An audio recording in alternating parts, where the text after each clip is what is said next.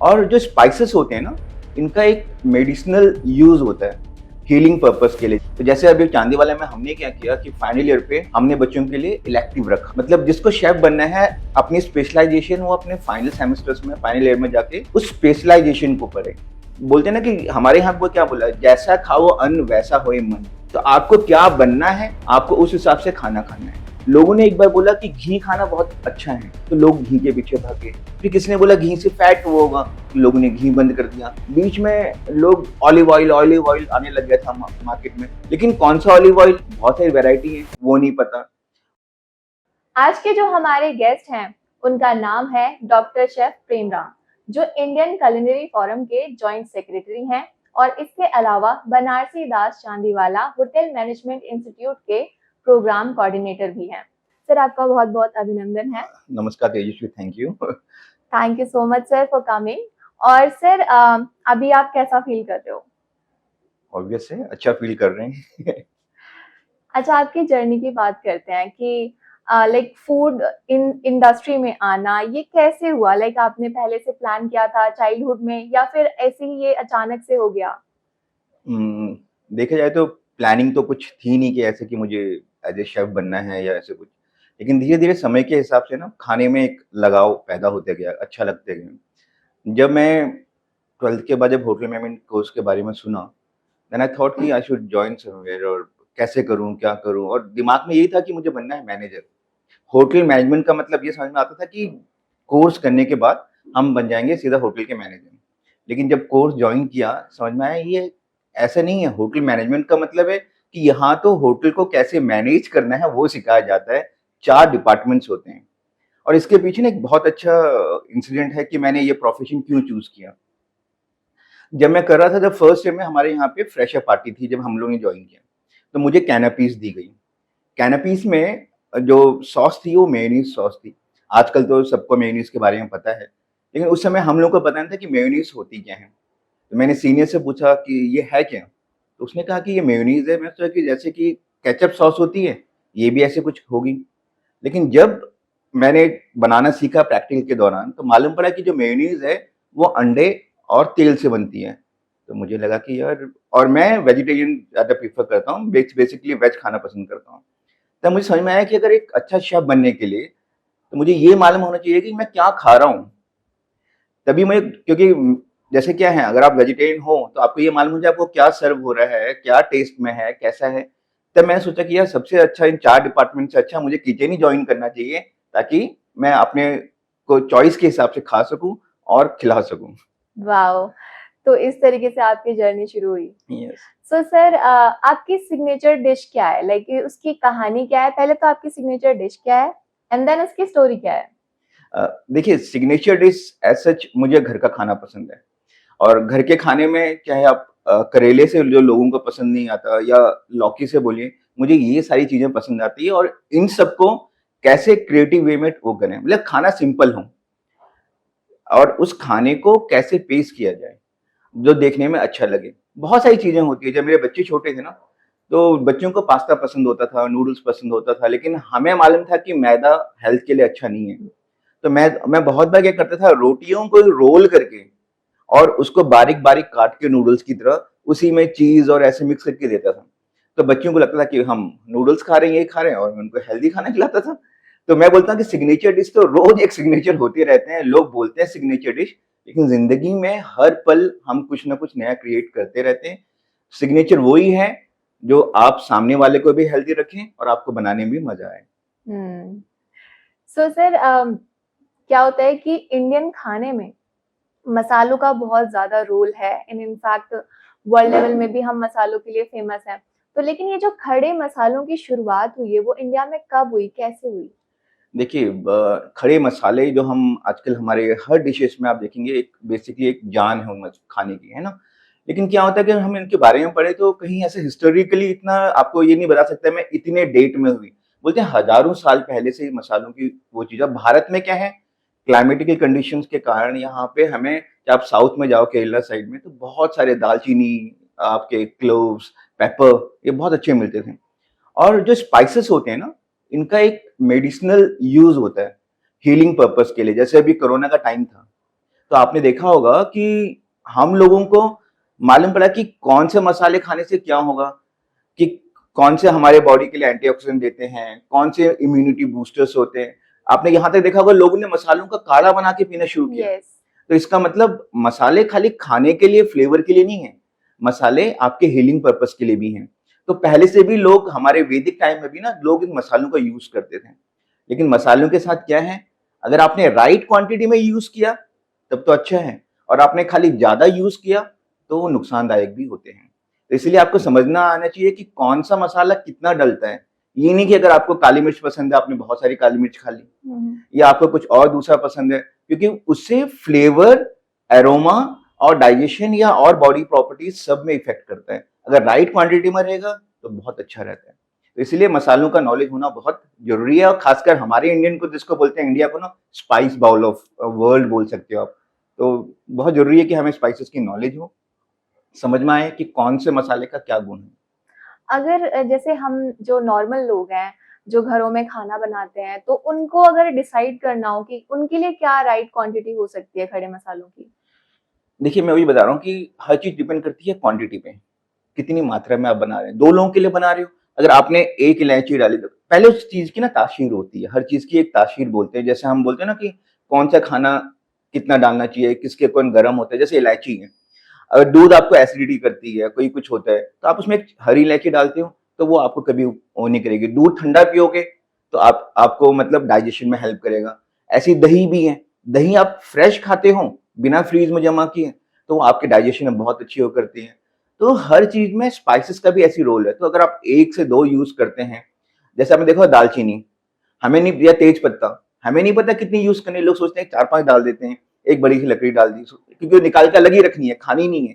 लेकिन अगर वही काली मिर्च हो, इसलिए मसाले आप देखा होगा कि बहुत सारी जगह पे पोटली बना के यूज करते हैं, ताकि वो फ्रेग्रेंस मिले, एरोमा मिले, लेकिन वो जो पोटली है उसमें वो साबुत मुंह में ना आए। तो इसलिए क्वांटिटी डिपेंड करती है कि आप कितने लोगों के लिए बना रहे हो। आप कम से कम यूज करिए, और आपको समझ में आना चाहिए कि कौन सा मसाला कैसा है। इंटरेस्टिंग।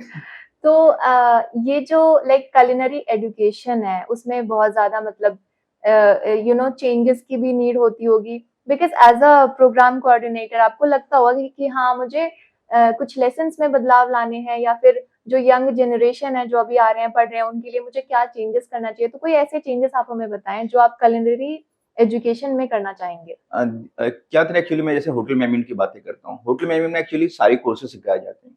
तो जैसे अभी चांदीवाला में हमने क्या किया कि फाइनल ईयर पे हमने बच्चों के लिए इलेक्टिव रखा। मतलब जिसको शेफ बनना है, अपनी स्पेशलाइजेशन वो अपने फाइनल सेमेस्टर्स में, फाइनल ईयर में जाके उस स्पेशलाइजेशन को पढ़े, रेदर देन कि सब कुछ फोकस करता रहे। क्योंकि ये होता है कि आप सब कुछ पढ़ रहे हैं, लेकिन बोलते हैं ना कि मास्टर किसी के नहीं बने। तो अगर आपको इंटरेस्ट है, आप फाइनल में जाके उस चीज को पढ़ेंगे, समझेंगे, अपने उसको जो पूरा रिसर्च करेंगे, तब आप वो बन सकते हैं। दूसरी चीज क्या है कि हमने जो करिकुलम होता है वो चेंज होता रहता है, तो हम लोग 3 से 4 साल के बाद उस करिकुलम को चेंज करते हैं। लेटेस्ट ट्रेंड क्या चल रहा है, आजकल मार्केट में क्या चीजें चल रही हैं, वो चीजें आपको, जैसे अभी इवेंट मैनेजमेंट सबसे इंपॉर्टेंट रोल है। तो अगर बच्चों को यही नहीं पता कि इवेंट कैसे मैनेज करना है, कैसे प्लान करना है, कैसे फूड कॉस्टिंग करनी है, तो ये सारी चीजें हम अपने सिलेबस में डालते हैं, ताकि थियोटिकली और प्रैक्टिकली बच्चा स्ट्रांग हो। और culinary एजुकेशन में आप देखेंगे ना कि आजकल रोज नई नई डिशेस आ रही हैं, रील्स इतनी ज्यादा आ रही है मार्केट में, आपको लगा कि एक ब्रेड में आप आधा किलो बटर डाल के, उसमें बहुत सारी चीज डाल के, और बहुत सारे लोग डाल रहे हैं और सोच रहे हैं कि वाओ, हमने एक ब्रेड का पीस 300 में बेच रहे हैं, देखिए हमने इतना सारा खाना। लेकिन क्या वो आपके लिए हेल्दी है? तो सबसे इंपॉर्टेंट चीज है, जो भी आप खा रहे हो उसको पहले हेल्थ के हिसाब से समझें।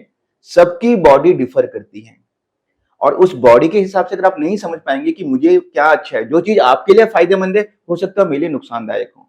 तो इसीलिए सबसे पहले इंपॉर्टेंट ये है कि हमें अपनी बॉडी को समझें। और सेम चीजें हैं कि आप किस एरिया में पढ़ा रहे हैं, आप किस स्टेट में पढ़ा रहे हैं, यहाँ के बच्चे का माइंडसेट क्या है, यहाँ का बच्चा सीखना क्या चाहता है। क्योंकि होता क्या है कि जब होटल मैनेजमेंट की बातें करते हैं, जब बच्चा फर्स्ट ईयर में आता है ना, फर्स्ट सेमेस्टर में, वो सोचता है कि मुझे सब कुछ आ जाए। अगर आपको अगर कोई, आप गिटार की क्लासेस या कहीं कुछ जाएं, तो आपका मन क्या करता है कि पहले दिन जाऊं और गिटार में और मैं पूरे गाने बजाने लग जाऊं। लेकिन यस। आपको शुरू शुरू में ही पूरे नोट्स सिखाने पड़ते हैं, धीरे धीरे। आप 1-2 मंथ आप बोर हो जाते हैं। उसके बाद जब आपको बेस आता है तब आप बजाना शुरू करते हैं। तो ठीक कुकिंग भी वैसी है, अगर आपको पहले वो बेसिक समझ में आए तो जो इंस्टीट्यूट्स होते हैं उनका मकसद ही यही होता है कि आपको वो बेस समझाएं। अगर आपका बेस डेवलप हो गया तो आप कुछ भी डेवलप कर सकते हैं। सो ये जो फूड ट्रेंड्स की अभी आपने बात करी, तो फूड इंडस्ट्री में अभी क्या नए फूड ट्रेंड्स हैं? देखिए, आजकल जो फूड ट्रेंड्स की बातें हो रही है ना, बहुत सारी चीजें हो रही हैं। हुँ। धीरे-धीरे लोग पहले क्या थे, टेस्ट के पीछे भाग रहे थे। सबसे बड़ी बात तो मैं आपको एक चीज़ बोलता हूँ, लोगों को ये नहीं पता था कि एक शेफ़ और कुक में क्या डिफरेंस है। जो भी खाना बनाए लोग सोचते हैं शेफ़, लेकिन शेफ़ एक डिग्री है अपने आप में। शेफ़ एक जो हायरार्की है, जो बोलते हैं ना कि टॉप में जो पूरा मैनेज कर रहे हैं, तो शेफ़ को एक आर्टिस्ट भी बोलते हैं, एक साइंटिस्ट भी होता है। एक उसको ये मालूम होना चाहिए कि कौन-सी चीज़ को पकाने पे क्या रिएक्ट होगा, इसका टेक्सचर कैसा बनेगा, इसको खाने से क्या होगा, कैसे मैं इसको विदिन कॉस्ट लेके आऊँगा, कैसे मैं ये मेन्यू को प्लान करूँगा, कस्टमर के हिसाब से कैसे डिज़ाइन करूँगा, तब जाके वो कंप्लीट शेफ़ बनता है। तो अगर आपको ये चीज़ों की नॉलेज ही नहीं है, आपको ये चीज़ समझ ही नहीं आएगा, तो आप कुछ भी नहीं कर सकते। तो इसीलिए बेस्ट चीज़ ये है कि पहले उस प्लान को समझें और उस इंग्रीडिएंट को समझें, अपने क्लाइंट को समझें। ओके। तो हमने यहाँ पे ये जाना कि कुक में और शेफ में there is a big difference. Big difference. हुँ। जैसे क्या होता है ना, अभी किसी ने पुलिस में भर्ती हुआ, तो अगर वो छोटे उसमें हुआ तो हम बोलते सीधा, अगर आप कोई सिपाही भी हो, हम बोलते हैं इंस्पेक्टर साहब और ऐसे करके। तो लोग हायरार्की हमेशा ये गलत नहीं है, लेकिन लोग क्या करते हैं, जो टॉप मोस्ट हायरार्की है ना, उससे वो करते हैं ताकि सामने वाला काम करे। हमारे इंडस्ट्री में एक वर्ड यूज होता है, चीता। कुछ भी काम होता है बोलते हैं कि भैया कोई भी काम कर यार, तू तो चीता है, कर लेगा। हर चीज ऐसे करके, मतलब क्या, आपने लोगों को मोटिवेट किया और लोगों से काम कराया। तो आपको ये समझ में आना चाहिए कि मोटिवेशन सबसे बड़ा इंपॉर्टेंट फैक्टर हर फील्ड में है। चाहे आप उसको फाइनेंशियली करो, चाहे वर्बली करो, लेकिन टीम के साथ चल के तभी आप जाके एक प्रॉपर, जहां भी बोलते हैं ना, जो आपको पहुंचना है, जो आप सोचते हैं। आपने मुझसे ट्रेंड की बातें की, तो आजकल जो ट्रेंड लेटेस्ट चल रहा है वो हेल्थ है। बीच में हम लोग डाइवर्ट हो गए थे, अब वापस आप देखेंगे, say no to sugar, no no white, धीरे धीरे धीरे। लेकिन इसमें भी सबने न्यू न्यू कॉन्सेप्ट लेके आ गए। आपने सुना होगा बीच में फास्टिंग का बहुत सारा कॉन्सेप्ट शुरू हुआ। लोग बोलते हैं हम इंटरमिट फास्टिंग कर रहे हैं, 48 आवर्स के फास्टिंग कर रहे हैं, 24 आवर्स के फास्टिंग कर रहे हैं। और लेकिन क्या है, क्या फास्टिंग सही है? फास्टिंग एक दिन की वीकली कब से बोला गया है? आज से नहीं, हमारे वैदिक टाइम से हफ्ते में एक दिन की फास्टिंग, क्योंकि हमारे जो मेटाबॉलिज्म है, हमारे डाइजेशन को वो करने के लिए, ताकि वो ठीक से स्मूथली चले। लेकिन आप जब धीरे धीरे इन चीजों को ब्रेक करते रहते हैं, आप अपने हिसाब से बॉडी को सोचते हैं कि हम, जैसे आपने लेटेस्ट ट्रेंड अभी देखा होगा, आपने ट्रेंड की बातें की, आपने बोला कि विदाउट ऑयल, विदाउट फैट हुँ। कुकिंग शुरू हो गया, फायरलेस कुकिंग शुरू हो गया। इंग्रेडिएंट्स, रॉ इंग्रेडिएंट्स लोग कच्चा, हमारे टाइम पे हम सैलेड की बातें करते हैं। सैलेड में अगर आप अब्रॉड में बोलते हैं ना, तो सैलेड का मतलब कभी ये सब्जियां नहीं होती। क्यूकम्बर, कैरेट, ये सैलेड्स नहीं है। उनके हिसाब से ये क्या है, सब्जियां हैं। उनके हिसाब से ग्रीन लीफी वेजिटेबल्स को सैलेड बोलते हैं। ओके। तो लेटस खा रहे हैं या कुछ आपके ग्रीन लीव्स खा रहे हैं, जस्ट ड्रेसिंग के साथ लेते हैं तो बाउल पूरा भरा हुआ लगता है, आप खाते हो तो डाइजेशन में वाटर वाटर है, तो हेल्थ के लिए अच्छा होता है। तो धीरे धीरे ट्रेंड्स, बहुत सारे लोग, नए नए कॉन्सेप्ट आ रहे हैं मार्केट में, नई नई चीजें ट्रेंड्स आते जा रहे हैं। लेकिन ये वाला जो ट्रेंड है ज़ीरो ऑयल कुकिंग वाला, वो पॉसिबल है? Is it real? Why not, possible हर चीज है। देखिए क्या होता है, हम ऑयल की बातें करें, और ये एक्चुअली है क्यों, they are various method of cooking. ठीक है, आज हम बोलते हैं हम गैस के बिना, हम इलेक्ट्रिसिटी के बिना रह नहीं सकते। लेकिन पहले की आप बातें देखेंगे तो लोग तो लकड़ियों में खाना बना रहे थे।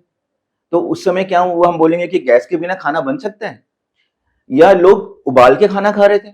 बॉइल्ड फूड, जो अभी भी आप जाओगे बहुत जगह पे, इंडियन कुकिंग में आप पढ़ोगे तो बहुत जगह पे, जैसे हम आपका पराठा बनाते हैं ना, तवे पे लगा के एकदम ऐसे करके, लोग बोलते हैं नहीं, ये भी गलत कॉन्सेप्ट है। आप घी को ऊपर से डालिए, दाल बनाइए, छौंक मारिए, ऊपर से घी डाल के खाइए। वो आपके लिए ज्यादा हेल्दी है एज कम्पेयर टू आपने घी को बंद किया और उसके बाद वो चीजें की। रोटियां जो हम लोग गैस में फुला फुला के बना रहे थे, आप रील्स देख रहे होंगे, लोग उसे सुन रहे होंगे, इसका मतलब क्या हो गया, खाना जितना सिंपल रहे वो उतना हेल्दी है। मैं रॉ फूड को हमेशा प्रीफर इसलिए नहीं करता, रॉ फूड खाना अच्छा है, लेकिन जो हम पेस्टिसाइड्स यूज कर रहे हैं उसको हम प्रॉपर, जैसे अभी आम का सीजन है, अब आप आम देखिए, हम खा तो रहे हैं लेकिन घबरा रहे हैं कि यार ये मसाले वाले आम तो नहीं है, कार्बाइड वाला आम तो नहीं है, क्योंकि हुँ। हमें ये नहीं पता हम क्या खा रहे हैं।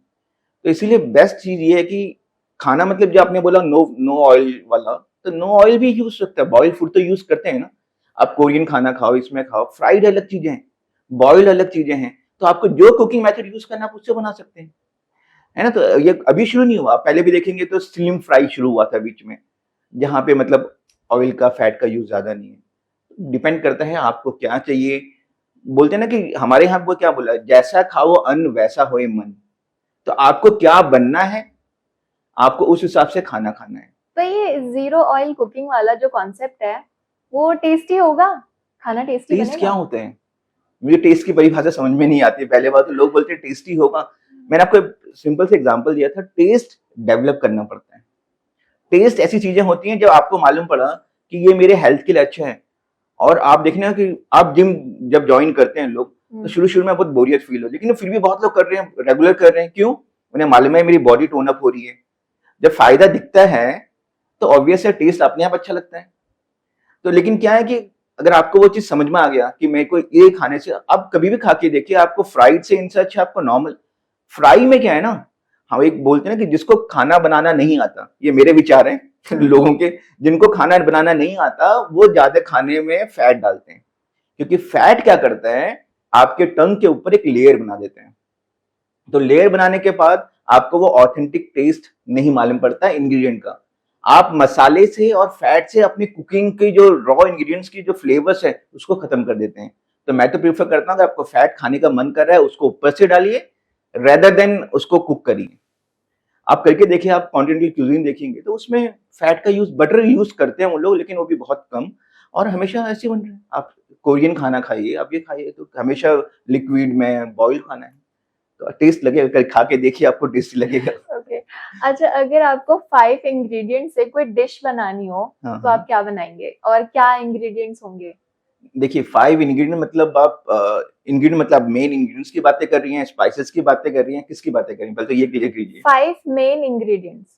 मेन इंग्रेडिएंट मतलब क्या, समझ में नहीं आया, आप राइस की बातें कर रहे हैं हाँ या? हाँ, लाइक कि ग्रेन्स हो गए हमारे या कोई वेजिटेबल्स हो गए, तो वो क्या 5 इंग्रेडिएंट्स होंगे? एंड ऑल्सो मसाले भी उसमें हम ऐड कर देते हैं, देखिए तो तो 5 हो गए। कभी भी आपने 5 बोला तो अगर मेरे ख्याल से जहाँ हम 2 या 2 से 3 से ज्यादा बोलते हैं तो हमारे यहाँ वर्ड यूज होता है मिक्स, चाहे वो वेजिटेबल हो चाहे कुछ हो। लेकिन जो इंडिया का जो सबसे हेल्दी डाइट है, आप कहीं भी जाएंगे, हम लोग इतना प्रीफर नहीं करते, लेकिन सबसे अच्छी जो होती है वो होती है खिचड़ी। तो खिचड़ी आप खाइए, वो सबसे हेल्दी है।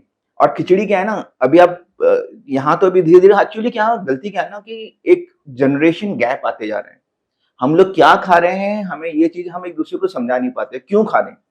नहीं तो हमारे कल्चर में आप पढ़ोगे, शनिवार के दिन लोग खिचड़ी खाते ही थे। आप पढ़ोगे ना, समझोगे तो मालूम पड़ेगा कि धीरे धीरे जो खा रहे हैं, खाना खा रहे हैं, उसका भी एक रीजन है कि उस दिन खाना हल्का होगा। संडे को आप छुट्टी पे हो, एक दिन पहले आपने लाइट फूड खा लिया, दूसरे दिन आप अच्छे से पार्टी एंजॉय कर सकते हो। तो वो अब पॉजिटिव हो गया है कि सैटरडे को हम लोग ज्यादा फ्राइड खाते हैं, पार्टियां तो होती है हमारी। क्योंकि हमने वीकेंड वाला कॉन्सेप्ट डाल दिया, तो हमें यही तो है ना। देखो रीजन क्या है कि हम लोग को एक्चुअली कल्चर, जब आप पढ़ोगे ना, इंडियन कल्चर बहुत रिच है। उस रिचनेस को हम समझ नहीं पाते क्योंकि हमें नॉलेज नहीं है। और नॉलेज क्या है, हम थोड़ी थोड़ी नॉलेज के कारण ना उस चीज को, जो रियलिटी है उसको वहां तक पहुंच नहीं पाते। आपने कहीं से कोई थोड़ी चीज सुनी, लोगों ने एक बार बोला कि घी खाना बहुत अच्छा है, तो लोग घी के पीछे भाग गए। फिर किसी ने बोला घी से फैट वो होगा, लोगों ने घी बंद कर दिया। बीच में लोग ऑलिव ऑयल आने लग गया था मार्केट में, लेकिन कौन सा ऑलिव ऑयल, बहुत सारी वैरायटी है वो नहीं पता। मिक्सर, एडल्ट्रेशन, इतनी सारी चीजें हो रही हैं कि लोग रियलिटी को छुपाने के चक्कर में ऑर्गेनिक के सबसे बड़ा गेम देखिए ना आप बोलते हैं ऑर्गेनिक ऑर्गेनिक, लेकिन ऑर्गेनिक पॉसिबल है? हमारे पानी में पेस्ट है, हमारे मिट्टी में पेस्ट है, हम जहां यूज करें कितना कंट्रोल करोगे? ऑर्गेनिक बनाने के लिए कम से कम एक फार्म को आपको 3 से 4 साल छोड़ना पड़ेगा। और हमें क्या चाहिए? प्रॉफिट। तो हम तो छोड़ना नहीं चाहते, हम एक्स्ट्रा कमाना चाहते हैं। तो इसीलिए अगर आप सही में हेल्दी बनना चाहते हैं तो हमें हर चीज को हेल्दी फॉर्म में, मतलब क्या, खाने से लेके पानी से लेके हर चीज को वैसे क्रिएट करना पड़ेगा ना, तभी तो हम चीज समझ पाएंगे। बट राइट ऑयल अगर हमें डिसाइड करना हो तो वो हम कैसे करें? कोई मतलब स्टैंडर्ड है उस चीज का? देखो स्टैंडर्ड कुछ भी नहीं है। स्टैंडर्ड क्या होता है, जितने भी आपके नट्स हैं वो सारे तो ऑयल देंगे ही। लेकिन क्या है, जैसे मस्टर्ड है, इंडिया में हमारी जो कुकिंग है, आप ऑल ओवर इंडिया पढ़ेंगे तो मेन जो इंग्रेडिएंट जहाँ पे ग्रो हो रहा है, उस ग्रोथ के साथ चीजें बढ़ रही हैं। तो जो मस्टर्ड ऑयल है वो सबसे बेस्ट यूज होता है, लेकिन क्या होता है मस्टर्ड में पंजेंसी है, तो लोग इसलिए बोलते हैं उसमें स्मेल आती है, इसलिए लोग यूज नहीं करते थे। फिर लोगों ने क्या शुरू किया, यार मुझे मस्टर्ड तो खाना है तो क्यों ना मैं येलो मस्टर्ड खाऊं, हेल्थ के लिए अच्छा है, पंजेंसी नहीं है। तो यहाँ तक आप बंगालीज में और बहुत सारे कल्चर में आप देखेंगे ना, तो रॉ मस्टर्ड का जो कच्चा तेल है, उस तेल का यूज करते थे, मुरमुरे बनाते थे, झाल मुड़ी, उसके ऊपर भी रॉ मस्टर्ड जाता था। यहाँ तक आप लोग, अभी हम बात कर रहे हैं इस जनरेशन में, तो हम अलग अलग टाइप की क्रीम यूज कर रहे हैं। तो पहले के लोग तो वो सरसों का तेल ही पूरी बॉडी में लगाया करते थे, इवन जितने मसाजेस हैं सब चीजें में वो चीजें, इसका मतलब खाने के साथ, लगाने के साथ, हर चीज में वो यूज हो रहा है। तो इसके लिए मस्टर्ड ऑयल को मैं हमेशा प्रीफर करता हूँ। और क्योंकि नॉर्थ साइड में क्या है, डेयरी बहुत से हैं, इसीलिए बेस्ट जो फैट है एनिमल फैट्स में लोग घी को प्रीफर करते हैं। इसलिए हमारी पूजा में इनमें गाय को हम बहुत वो करते हैं, तो काऊ वाली जो प्रोडक्ट्स हैं, काऊ घी को ज्यादा अच्छा माना जाता है। अच्छा, अभी आपने यहाँ पे एक रेफरेंस दिया था कि सरसों जो मस्टर्ड में है वो क्या पाया जाता है, कोई केमिकल का नाम बताया था आपने? केमिकल तो मतलब क्या होता है, केमिकल्स तो क्या है कि जो एडल्ट्रेशन हो रहा है उसके हिसाब से, लेकिन सरसों मैंने बोला खाली पंजेंसी की बात बोली, जो होता है ना एक आंखों में लगता है, ओके। उसकी बात कर रहा हूँ मैं। क्योंकि अगर लोगों ने उसको, आप जब मस्टर्ड ऑयल में कुक कर रहे हो, तो क्या होता है अगर आपने ढंग से तेल को गर्म नहीं किया और कच्चे में डाल दिया, तो वो कच्चे में उसकी स्मेल रह जाती है और लोगों को वो पसंद नहीं आती है। क्योंकि लोगों को, हमें क्या हो गया, हमें रिफाइन ऑयल की आदत हो गई कि फटाफट डाला, 2 मिनट में गर्म हुआ, कुछ भी नहीं मालूम पड़ रहा है कि हमने कच्चे तेल में डालो, ऊपर से स्मेल लो। लेकिन क्या है, खाना के लिए पेशेंस चाहिए। बोलते हैं खाना ना, चाहे आप खा रहे हो, एक साधना की तरह है। और हम लोग को कैसे, अब चाहे हम खाने का तरीका भी, आप भी देखो, सुबह सुबह रोल बनाया, फटाफट खा लिया, भाग रहे हैं, हमने अपनी लाइफस्टाइल बहुत बेकार कर दी। तो सबसे इंपॉर्टेंट, अगर हमने ढंग से रहना सीखा, खाने को जैसे बोलते हैं ना, जैसे आप पूजा करते हो उसी हिसाब से खाने को टाइम दो। बनाने में भी वही चीजें देखो, आपके लिए दुनिया भर आप रेस्टोरेंट से खाना खाओ, लेकिन माँ का खाना हमेशा, बोलते हैं हमेशा, हम इतने बड़े शेफ हो गए फिर भी हम घर में जाके मम्मी का खाना बनाया हुआ पसंद आता है, क्योंकि वो हमारे टेस्ट पे लगा होता है और वो हमेशा एक भाव से बना होता है। तो खाना अगर भाव से बना है, जैसे प्रसाद की बातें करता हूँ मैं आपसे, आपने कहीं भी लंगर में जाओ, कहीं भी भंडारे में जाओ, आप खाते हो कैसे बनते हो, आप कभी नहीं बोलते ये बहुत बेकार बना है, टेस्टी बना है हमेशा आप बोलते बोलते हो बहुत अच्छा बना है, आप गिर भी जाता हो उठा के, आप ऐसे करते हो और खा लेते हो, क्योंकि आप खाने वाले का भाव और बनाने वाले का भाव दोनों अच्छा है, तो जो हमारी बॉडी के लिए भी वो चीजें अच्छी होती हैं। हैं। तो इसलिए हमेशा एक पॉजिटिव वाइब्स अपने में रखा करो। खाते हो तो पहले किसी को नहीं ये कैसे बना हुआ, नहीं, तो हमेशा एक लिटिल क्वांटिटी में जितना आपको खाना है पहले कम लो, पसंद आए तो आगे लो, नहीं तो चीजों को वेस्ट मत करो। क्योंकि सस्टेनेबिलिटी वर्ड जो कॉइन किया जा रहा है, सही में बहुत जगह लोगों के पास पीने को पानी नहीं है, खाने को खाना नहीं है, तो हम लोग को ऊपर वाली की कृपा से मिल रहा है, तो हम उसको सही मात्रा में यूज करें, जितने रिक्वायर्ड है, वेस्ट ना करें। तो तभी हम ग्रीन इंडिया की बातें कर सकते हैं। तभी हम बोलते हैं ना, गवर्नमेंट भी क्या कर रही है आजकल, लोकल फूड को प्रमोट कर रही है, लोकल चीजों को प्रमोट कर रही है। अगर हम भी वही चीजें समझें तो बहुत अच्छी चीजें हम कर सकते हैं। हम अच्छे भी, हेल्दी भी रह सकते हैं, और हम अपने नेशन को भी आगे प्रमोट कर सकते हैं, विकसित भारत की बातें कर सकते हैं। Definitely sir. तो एक रैपिड फायर करते हैं। जी। एक रैपिड फायर जिसका नाम है खाओ गली। खाओ गली, ओके। तो ये बहुत एक इंटरेस्टिंग सा रैपिड फायर है, छोटा सा ही है। तो इसमें मैं आपको बताने वाली हूँ कुछ ऑप्शंस, खाने के ऑप्शंस होंगे और आपको उनमें से चूज करना है कि आपका फेवरेट कौन सा है। ठीक है। सो ये है स्ट्रीट फूड के बारे में, स्ट्रीट। कि आपको सबसे कंफर्ट स्ट्रीट फूड कौन सा लगता है। ऑप्शन नंबर 1, फ्रेंच फ्राइज और momos. French fries. French fries और गोलगप्पे। गोलगप्पे। गोलगप्पे और दही बल्ले। गोलगप्पे। गोलगप्पे और पनीर टिक्का। गोलगप्पे। गोलगप्पे या फिर चिकन शीख कबाब। गोलगप्पे। गोलगप्पे या समोसा। समोसा। समोसा या ब्रेड पकौड़ा। समोसा। समोसा या वड़ा पाव। वड़ा पाव। वड़ा पाव या मिसल पाव। मिसल। मिसल पाव या छोले भटूरे।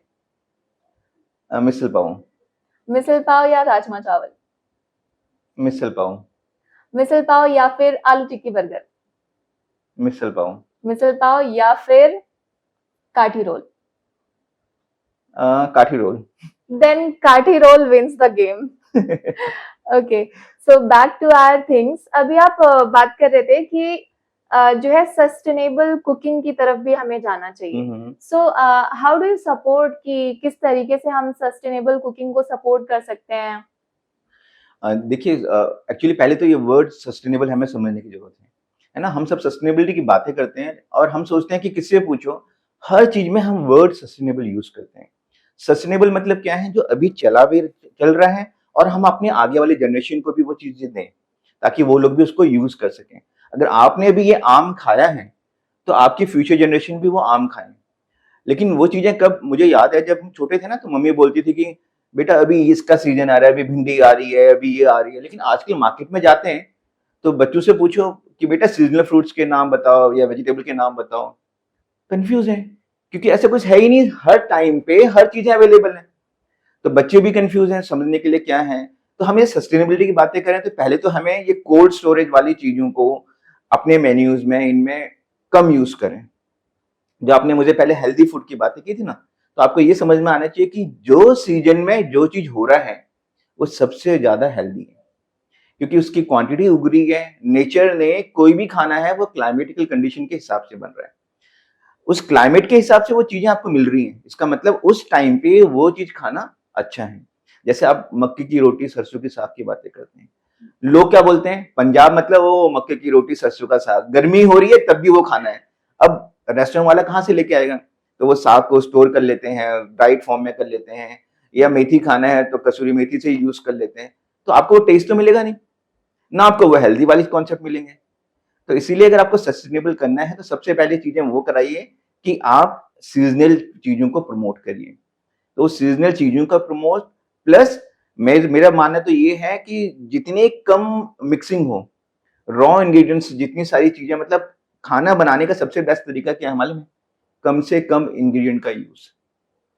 तब आप उस इंग्रेडिएंट को एंजॉय कर सकती हैं। तब आपको समझ में आएगा कि इसका क्या, जैसे करेला सिंपल, मैं आपको एग्जांपल देता हूँ।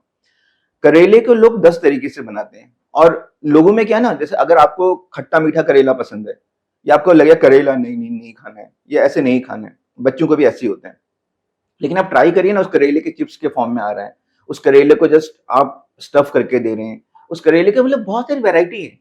तो इसका मतलब क्या होगा कि हमें समझना पड़ेगा कि कौन सा चीज बच्चों के हिसाब से बनाइए। अभी आपने मुझसे स्ट्रीट फूड पे इतने सारे रैपिड क्वेश्चंस किए। अब मैं क्या हूँ, एज के हिसाब से धीरे धीरे, जब मुझसे पहले पूछा जाता, आज से 10 साल पहले मेरे आंसर्स अलग होते हैं। लेकिन अब क्या हो गया, एज के हिसाब से हर चीज हेल्दी हेल्दी हेल्दी हेल्दी दिमाग में घूम रही है ना।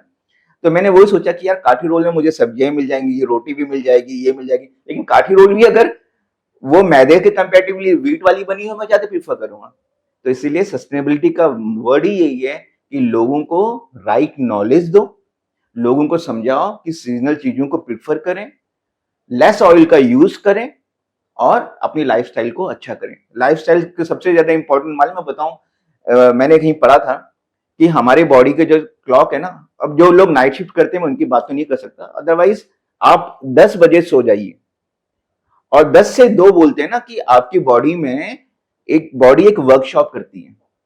जिससे गाड़ी कुछ खराब हो गई दिन भर में, और वो टाइम जो होता है आपकी बॉडी का हीलिंग का टाइम होता है। अब आप सोचिए आप 10 बजे से 2 बजे तक रात में क्या करते हैं। तो हमारी जो जनरेशन है वो मैक्सिमम टाइम पे मोबाइल पे लगी होती है, तो जो हीलिंग का टाइम है, सर्विस सेंटर से गाड़ी बाहर निकल गई, तो हेल्दी कहाँ से रहेगी?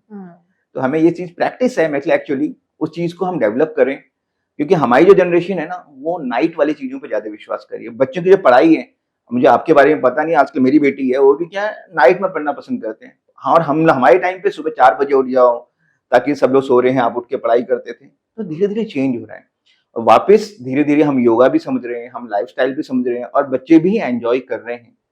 तो इसीलिए जब हम चीजों को समझेंगे तो हम सस्टेनेबल की बात करेंगे।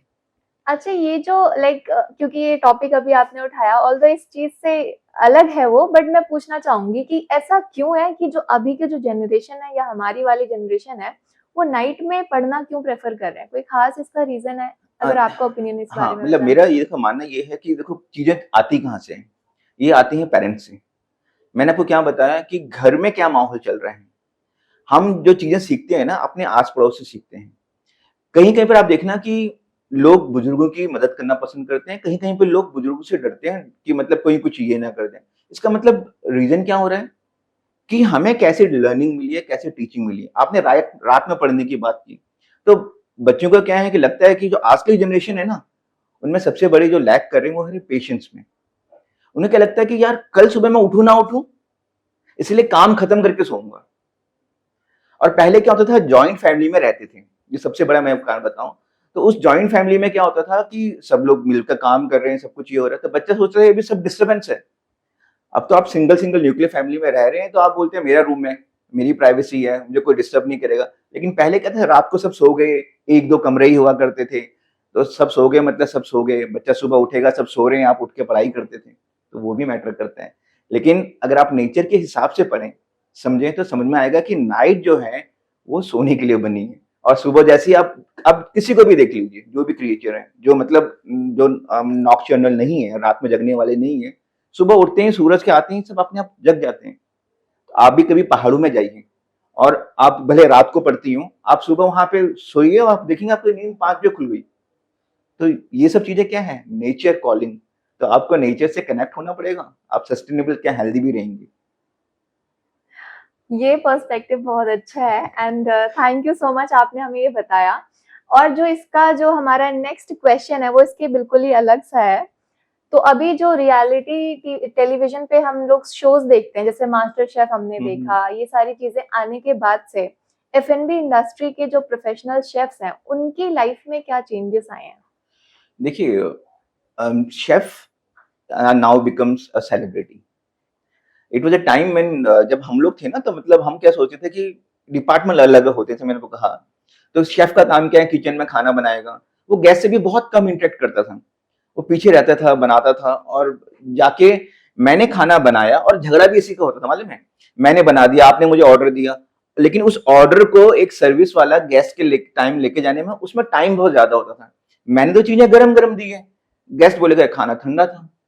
तो वो जो चीजें डिले होती थी, वो धीरे धीरे क्या हो रही है, अब खत्म होते जा रही है। अब क्या हो गया, शेफ डायरेक्टली जाके ऑर्डर लेता है, लोगों का फीडबैक लेता है कि कैसे बनाना है क्या नहीं है। क्योंकि आजकल जो चीजें आ गई ना, वो आ गई कस्टमाइज्ड की।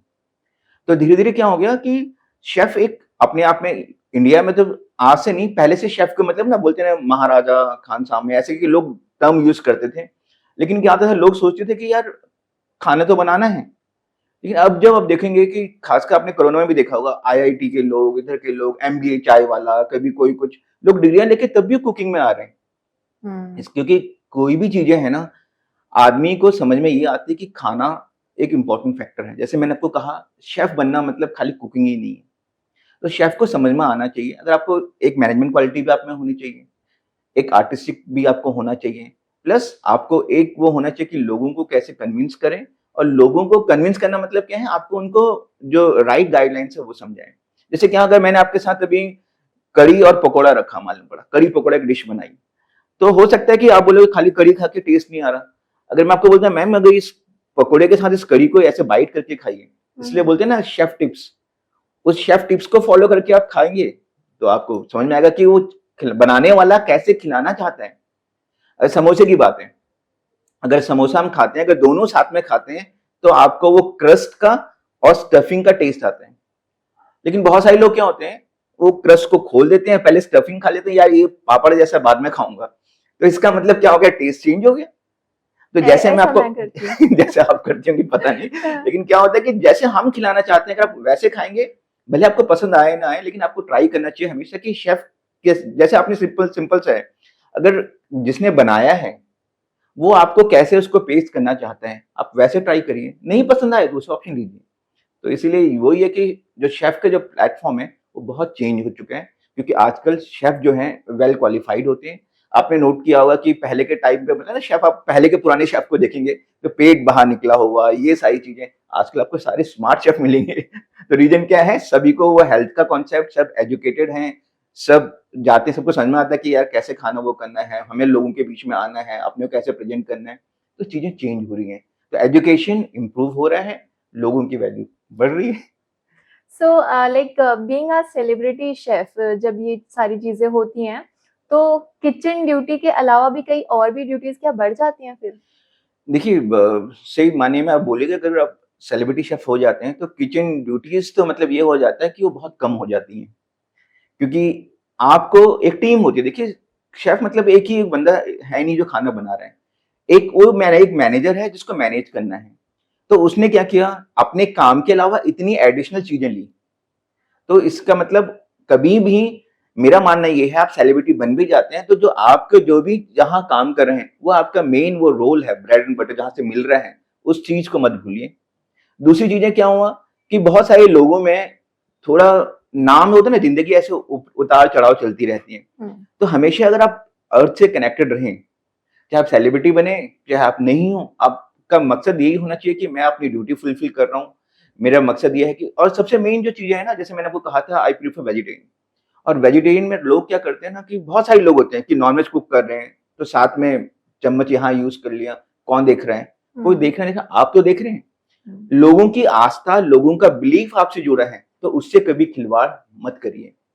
तो मेरा मानना ये है कि अगर आप सेलिब्रिटी हैं तो बहुत अच्छी बात है, लेकिन आपकी रेस्पॉन्सिबिलिटी बढ़ जाती बढ़ है। जाती है। मुझे याद है जब मैं चांदी वाले में था तो शुरू-शुरू में जब मैं एचओडी प्रोडक्शन था, तो हेड एचओडी होने के कारण सोचा ये इतना काम है। अब प्रोग्राम कोऑर्डिनेटर हो गए, तो उसके बाद अब सोचते हैं यार टाइम टेबल भी बनाना है, बाकी काम भी करने हैं, कोई टीचर्स एब्सेंट है उनकी क्लासेस भी सँभालनी है, बाकी खाने का भी वो करना है, तो चीज़ें बढ़ती जाती हैं। तो हमें उनसे वो चीज़ें मतलब रिस्पॉन्सिबिलिटी बढ़ती है तो उसको सब कुछ फुलफिल करना पड़ता है। जो है अभी हम बात करते हैं, आजकल सोशल मीडिया का बड़ा इम्पैक्ट है, हर एक इंडस्ट्री में है वो। हुँ, हुँ। तो एफ&बी में सोशल मीडिया का क्या इम्पैक्ट आ रहा है? सोशल मीडिया में जैसे यूट्यूब हो गया, इंस्टाग्राम हो गया, तो क्या रोल रहता है अभी इसका? सोशल मीडिया अगर आप देखेंगे ना, हर चीज़ के प्रॉस एंड कॉन्स होते हैं। सोशल मीडिया बहुत अच्छा है अगर हम उसको प्रॉपर तरीके से यूज़ करें। सोशल मीडिया ने क्या किया, जो हम पहले वसुधैव कुटुंब की बात करते थे, ग्लोबलाइज़ेशन, उससे हम सबको पूरे वर्ल्ड को एक ही जगह लाके खड़ा कर दिया। अगर आप आज आपको कोई दूसरी कंट्री के खाने के बारे में समझना है या दूसरी चीज़ें कोई चीज़ देखनी है, तो आपको दिखाई देती है।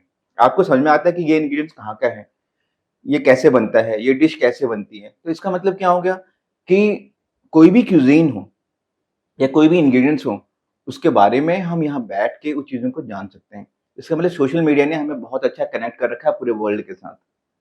सो इट इज़ हेल्पिंग इन एफ&बी industry as yeah well. Because जितने भी लेटेस्ट ट्रेंड्स हो रहे हैं, हुँ। जितने भी लेटेस्ट टेक्नोलॉजी आ रही है, वो सब आपको किसके थ्रू मालूम पड़ी है? सोशल मीडिया के थ्रू। ऐसा कभी कोई इंसिडेंट बताइए जिससे कि जैसे मान लीजिए कोई प्रॉब्लम हो, कोई इश्यू हो रहा हो आपको और सोशल मीडिया ने आपको हेल्प करा हो ऐसे? देखिए मैं बहुत सारी चीज़ें एग्ज़ाम्पल, जैसे खासकर being as a chef, technology की बात तो अलग है, सिंपल सी मैं आपको एक वो चीज़ें बताता हूँ। कुछ दिनों पहले क्या था, घर की बात बताता हूँ।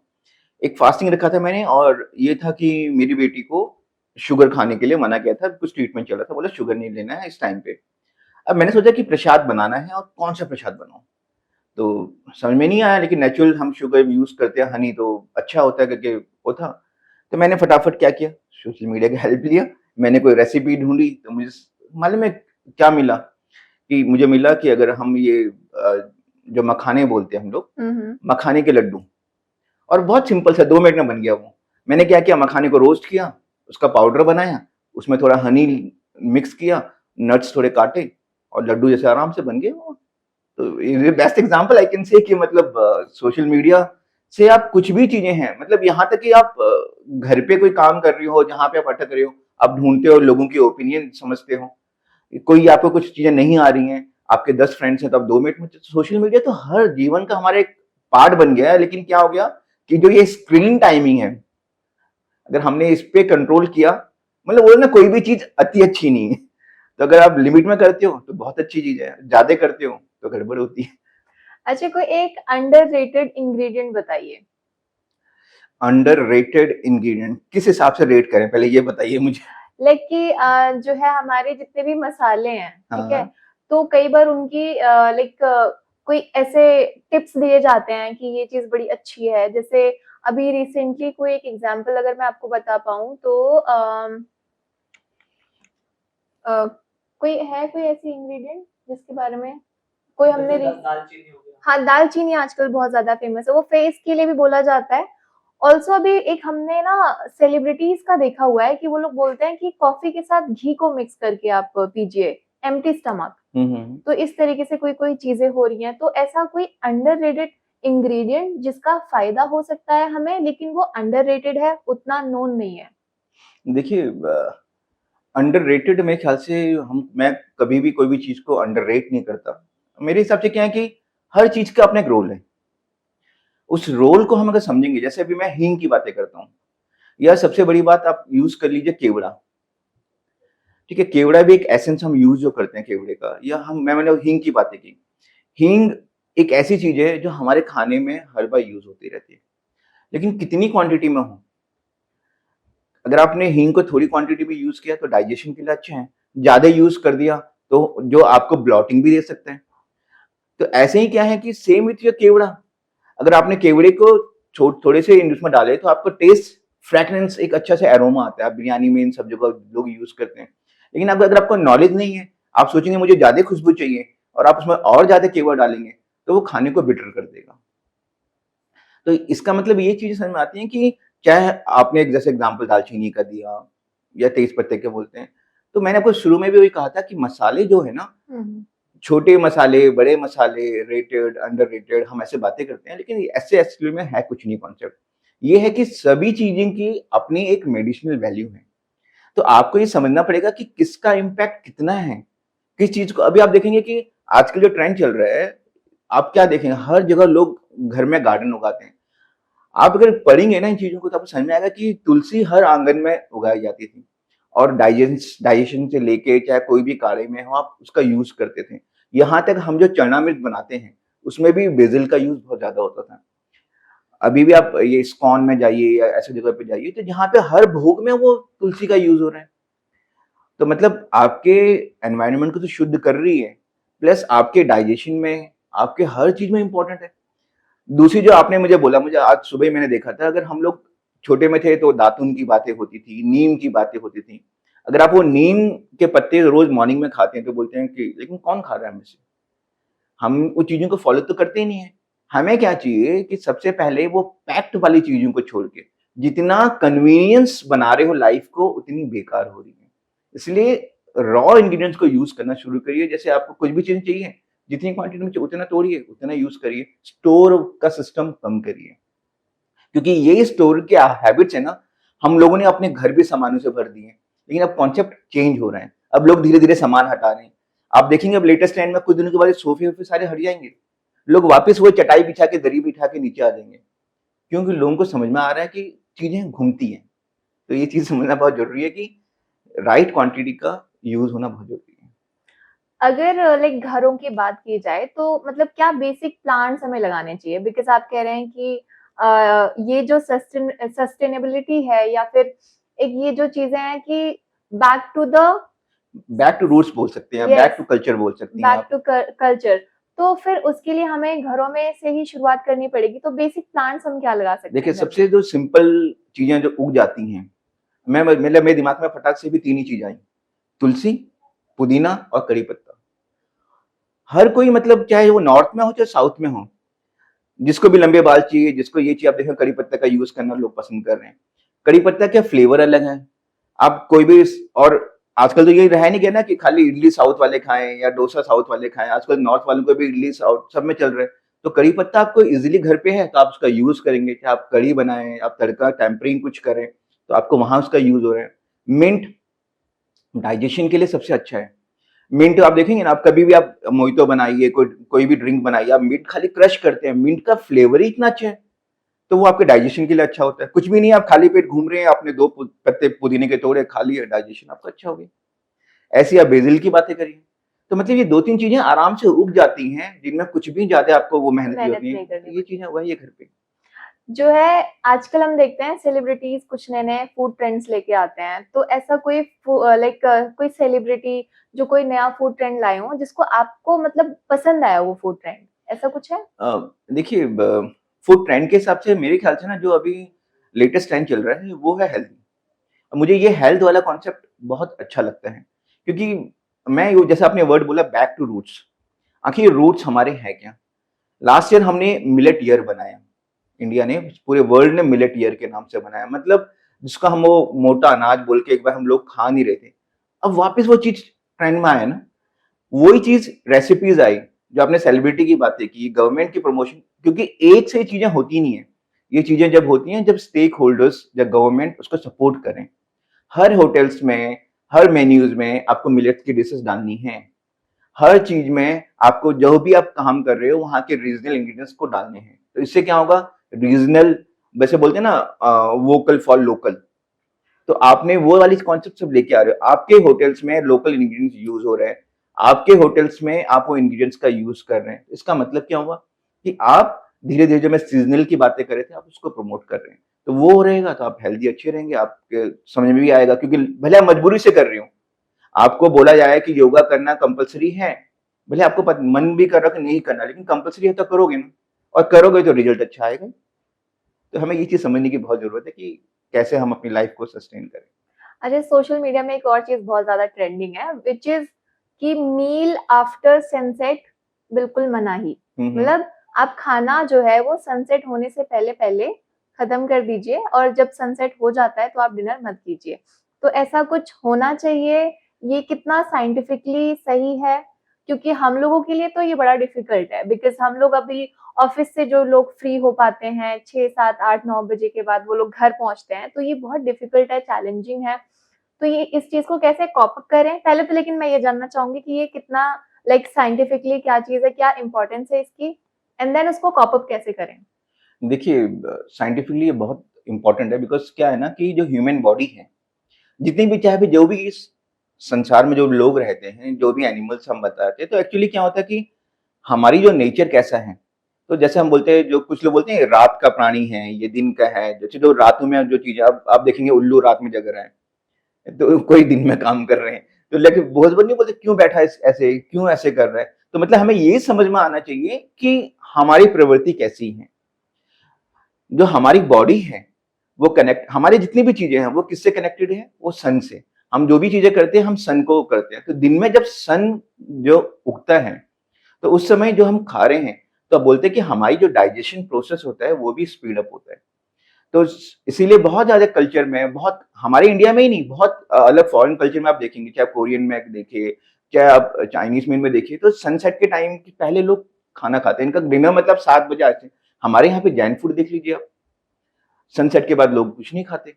रीजन क्या है कि धीरे धीरे ये सब चीजें शुरू जब हुई थी ना, आपने जैसे कहा कि हम रात को लेट में आते हैं, तो ये सब टाइम था, लोगों के वर्किंग स्टाइल था। लेकिन अब क्या, हमारी लाइफ स्टाइल चेंज हो गई।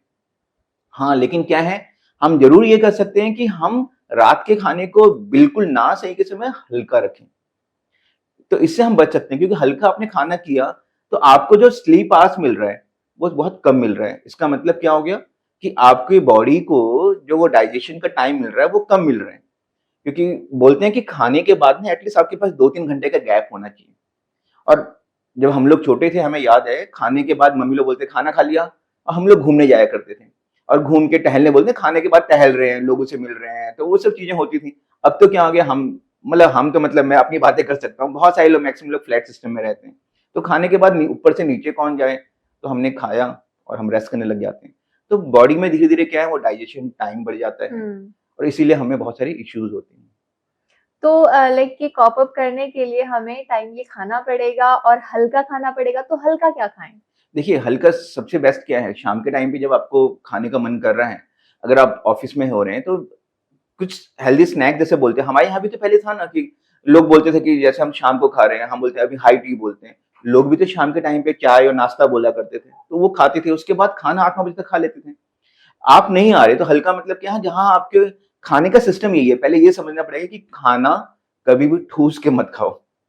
खाने में इतना स्पेस रखो कि आपके 2-3 ग्लास पानी पी सको। लेकिन हमें क्या होता है, हमारा जो खाना है ना, हम लोग जबान से खाते हैं खाली बस। हम लोग उसके बारे में, पसंद आया तो हम ये देखते नहीं कि बगल वाले के लिए बचा कि नहीं बचा, बहुत टेस्टी बनाया, यम्मी है, और बहुत सारा खा लिया। और जो बनाने वाला वो भी कंफ्यूज होता है। जैसे घर में मम्मी की बातें करें, आज मम्मी ने छोले और भटूरे बनाए तो आपने अच्छा लगा, आपने खा लिया। कल मम्मी ने वही करेला या भिंडी या कुछ ऐसी चीजें बनाई, जो तोरी बना दी, जो आपको पसंद नहीं है, तो आप एक रोटी से फुलफिल हो जाती है। तो इसका मतलब क्या है कि हमें एक डाइट, बोलते हैं ना, डाइट हमेशा एक प्लान के, जो बोलते हैं कि खाने में क्या है, आप कभी बुफे में भी जाते हैं, आपने जो फर्स्ट टाइम खाना आप लेते हैं ना, नॉर्मली वो खाना आपके लिए सफिशिएंट होता है। तो मैं अभी आप बोलेंगे कि आपने बोला एक बार जो लेते हैं, क्योंकि वो हमारे यहाँ बैंक्वेट को बुफे का कल्चर नहीं है, क्योंकि हम क्या सोचते हैं कि सेकंड बार लाइन में लगे, इससे अच्छा पूरा भर लेते। वैसा वाला कॉन्सेप्ट नहीं है। तो जितने बार आपका पहली बार को जो खाने लेने का मन करता है, वो आपके बॉडी के लिए सफिशिएंट है। सेकंड टाइम आप जो खाना खाते हो ना, वो खाते हो आप टेस्ट के हिसाब से। अच्छा लगा तो आप और लेते हो, नहीं लगा तो आप ओके करते हो। तो इसका मतलब हमेशा खाने में 2-3 ग्लास पानी की स्पेस छोड़िए, तब वो आपका खाना डाइजेस्ट होगा आराम से। एक और रैपिड फायर करते हैं, ज़रूर। सेकंड रैपिड फायर, और इसको बोलेंगे सेकंड खाओ गली। सेकंड खाओ गली, ओके। सो इसमें क्या हो रहा है कि जो इंग्रेडिएंट्स हैं, मैं आपको कुछ ऑप्शंस दूंगी इंग्रेडिएंट्स के, और आपको अपना फेवरेट उसमें से चूज करना है, एंड देन वो वैसे वैसे ही जैसे हमने पहले वाला किया था। ठीक है। सो ऑप्शन शुरू होता है आपका, हल्दी या केसर, हल्दी। हल्दी या मस्टर्ड ऑयल, हल्दी। हल्दी या ओलिव ऑयल, हल्दी। हल्दी या बिरयानी मसाला, हल्दी। हल्दी या फिर इटालियन हर्ब्स, हल्दी। हल्दी या फिर आमचूर पाउडर, हल्दी। हल्दी या फिर गार्लिक पाउडर, हल्दी। हल्दी या लौंग, लौंग तो बहुत लेस क्वांटिटी में, तो हल्दी सही है। हल्दी या दालचीनी, हल्दी। बेसन या मैदा, बेसन। ओके, एंड हल्दी या फिर साबूदाना। हल्दी। हल्दी wins the game. Healthy wins the game, because इसके मैं इसलिए या बताता हूँ, बिकॉज़ हल्दी क्या है ना, हल्दी हमारे इंडियन क्यूज़ीन का बहुत रिच पार्ट है। और आप देखेंगे कि हल्दी खाली ना खाली खाने के लिए, बल्कि जो सौंदर्य के लिए, इनके लिए भी ना हल्दी का यूज़ होता है। उसमें बहुत सारी प्रॉपर्टीज़ हैं, एंटीसेप्टिक से लेके डाइजेशन से लेके, मतलब हल्दी बहुत अच्छी चीज़ है। लोग तो यहाँ तक, आप हम यहाँ बातें कर रहे हैं, बाहर के लोग ना अभी कच्ची हल्दी खाली बस उसका वो करके दूध में इनके शेक्स बनने शुरू हो गए। तो हल्दी शेक। हल्दी शेक्स, तो हल्दी शेक्स ए हेल्दी शेक। तो मतलब सोचो कि कितना ज़्यादा वो चीज़ें हम लोग को चीज़ में पहले भी हमें याद है, हम कभी बारिश में भीग जाते थे, कहीं कुछ होता था या कहीं पे चोट लग गई, तो क्या करते थे, कच्ची हल्दी में दूध में उबाल के मम्मी लोग पिलाते थे। लेकिन हमने क्या किया, जब कुछ दिक्कत है तभी यूज़ किया, उसको रेगुलर चीज़ों में यूज़ नहीं करते थे, क्योंकि कौन इतनी मेहनत करे, जब कुछ हुआ है तभी। लेकिन हल्दी सही में मैं आपको सजेस्ट करता हूँ कि हल्दी एक ऐसा इंग्रीडिएंट है जो हमें उसको यूज़ करना चाहिए। इसलिए हमारे हर चीज़ में आप देखेंगे, जितने भी अच्छे ओकेजन्स हों, सब में हल्दी का यूज़ है। अच्छा, ये मेरा क्वेश्चन है, हल्दी शेक का टेस्ट कैसा होगा? लाइक स्वीट ही होगा या फिर क्या? ना हल्दी का स्वीट, उसका टेस्ट कैसा होगा? उसका टेस्ट आपको जो आपको लगेगा ना, जैसे आप मिल्क पी रही हैं, तो टेस्ट जो होता है शेक में वो मिल्क के ऊपर है। हल्दी का एक, ज़्यादा हल्दी भी नहीं कि हल्दी ज़्यादा हल्दी से वो बिटरनेस आता है। तो एक जो टेक्सचर होगा आपको बहुत जैसे आपने देखा होगा चंदन की स्मेल आती है, हम्म। तो एक हल्दी का एरोमा बहुत अच्छा होता है। तो मतलब चीनी नहीं डलता उसमें? चीनी ज़्यादा नहीं होता, बिकॉज़ जो आप मिल्क डाल रही हैं, आप शेक जो बना रहे हैं ना, शेक जो बनाते हैं उसके अलग-अलग स्टाइल होते हैं। तो बहुत सारी इंडस्ट्री हम शेक जो बनाते हैं, हम उसमें आइसक्रीम्स यूज़ करते हैं। बहुत जगह पे जो आपके हम बोलते हैं कि अलग शेक्स के उसमें भी एक बेस यूज़ करते हैं। तो कहीं पर आप देखेंगे तो एलमंड्स का यूज़ कर रहे हैं, कहीं पे किसी और का यूज़ कर रहे हैं। तो उसमें जो ये हल्दी का जो टेस्ट है, वो अपने आप में एक बहुत अच्छा, मतलब आप सिंपल से सोचिए, आप हल्दी दूध ही यूज़ कर रही हैं, लेकिन उसके हिसाब से बॉडी के लिए तो अच्छा है ही, टेस्ट के हिसाब से भी अच्छा, क्योंकि आपका दिमाग बोल रहा है कि मैं हेल्दी खा रहा हूँ। तो हेल्दी खा रहा हूँ, मतलब मैं सबसे मैं बड़ी चीज़ मैं आपको एक बताना चाहता हूँ इसके माध्यम से, कि जो सबसे इम्पोर्टेंट रोल होता है ना, वो सब कुछ सोच का है। आधी बीमारी का जड़ हमारी सोच है। खाना अच्छा-बुरा हमारी सोच है। आप, मैंने आपको पहले भी कहा था कि आप किस भाव से खाने को एक्सेप्ट कर रही हैं, वो आपको मैटर करता है। इसीलिए हमेशा खाना खाते हो, गिव रिस्पेक्ट टू इट, तो आपको देखना कभी भी कोई चीज़ दिक्कत लगेगी नहीं। तो वही, आप जब है, आप क्यों खा रही है हल्दी शेक? क्योंकि आपको मालूम है कि हल्दी जो है वो हेल्दी है। तो जब आप उसको खाओगे तो इम्पैक्ट भी हेल्दी आएगा। हेल्दी शेक बनाए कैसे, घर पे कैसे बनाए इसे?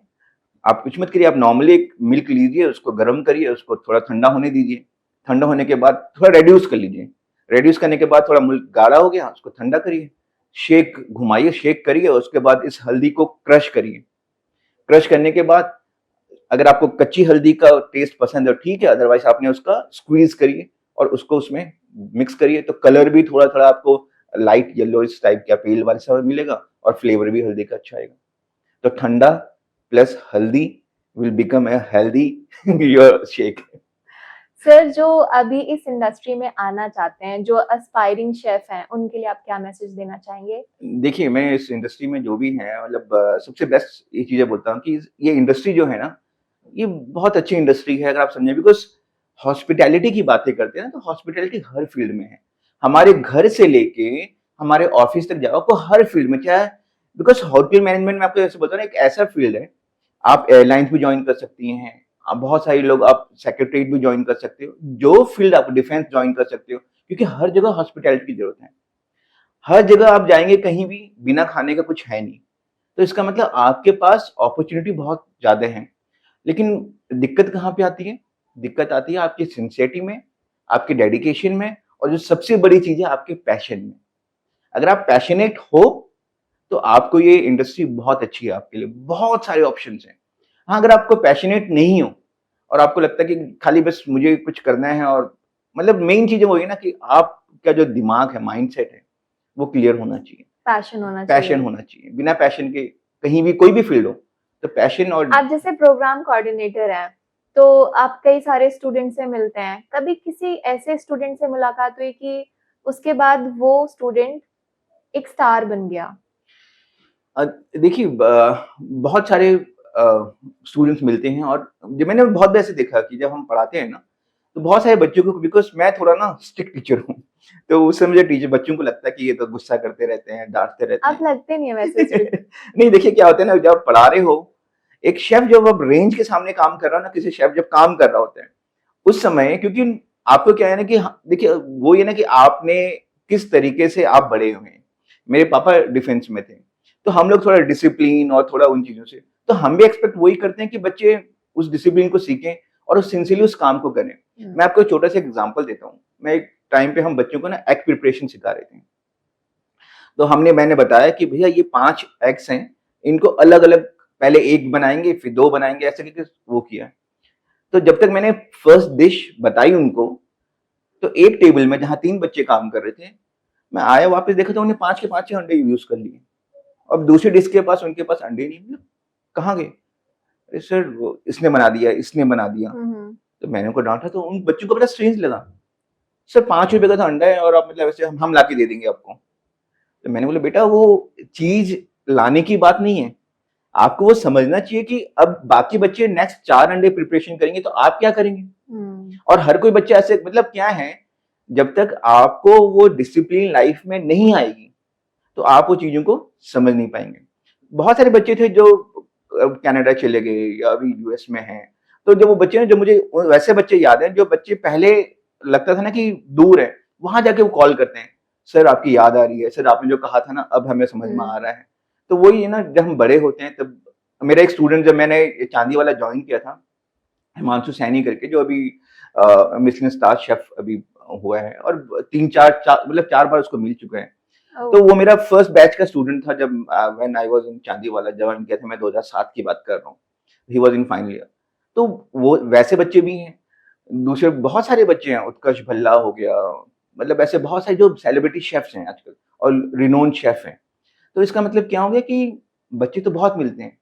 मतलब एक बैच 120 का है, उसमें से लास्ट में जॉइन करते-करते 20-25 लोग शेफ बनना चाहते हैं और बनते हैं। लेकिन उनमें से भी कितने लोग कंटिन्यू करते हैं। तो वो ये कि आप इस फील्ड में कितना रहते हैं, आप धीरे-धीरे उन चीज़ों को समझ पाते हैं। तो वही है कि चीज़ें समझें, तो तब मालूम पड़ता है कि हर बच्चा सेलिब्रिटी है, हर बच्चा याद करता है, तो अच्छा लगता है। Thank you so much sir. आप हमारे थैंक यू। पॉडकास्ट पे आए और हमें आपने इतनी सारी चीज़ें मसालों के बारे में चाहे बात करी हो या फिर इतनी सारी चीज़ें आपने हमें बताई, हेल्थ से रिलेटेड बताया और हमें अवेयर किया। Thank you so much. Thank you.